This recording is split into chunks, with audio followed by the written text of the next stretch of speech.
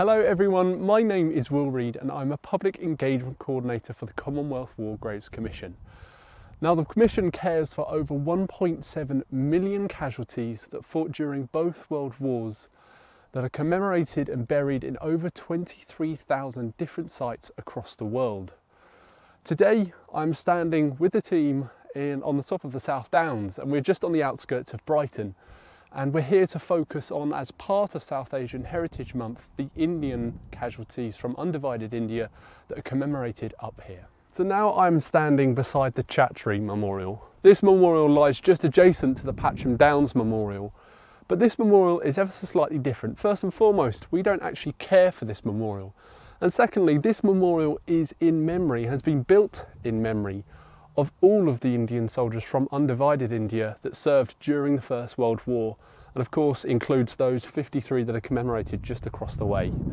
Now the memorial itself was opened by the Prince of Wales in 1921, and I want to read to you now this rather poignant inscription that's been put together. It reads as so: "To the memory of all the Indian soldiers who gave their lives in service of their King Emperor in the Great War. This monument, erected on the site of the funeral pyre where the Hindus and Sikhs who died in the hospital of Brighton passed through the fire, is in grateful admiration and brotherly affection dedicated." Every second Sunday of June, this memorial is the site of a service, a rather poignant service organised by the Chatri Memorial Group, where everyone is invited to attend and pay their respects to those Indian casualties that fought throughout the First World War, to ensure their names and their sacrifice is never forgotten. Hello, my name's Sarah and I'm the Public Engagement Coordinator for the South East of England. At the outbreak of the First World War, the Indian Army played a vital role.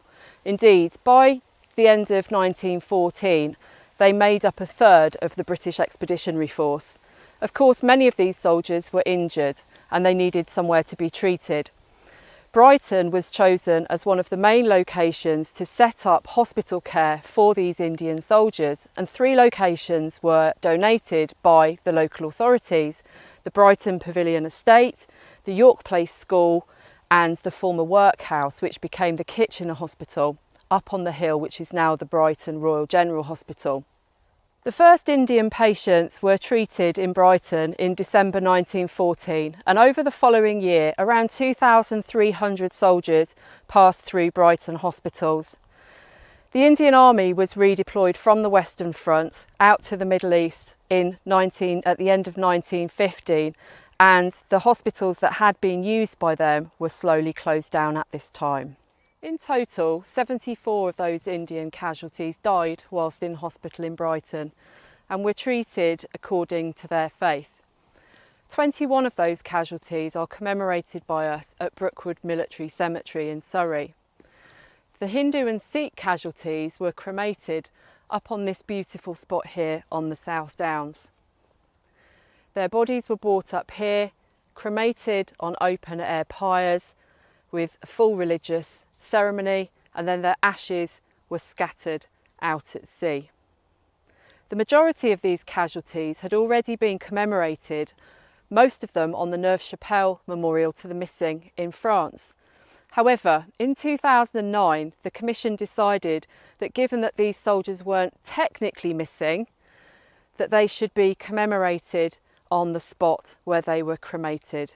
And this beautiful memorial was opened on the 26th of September 2010.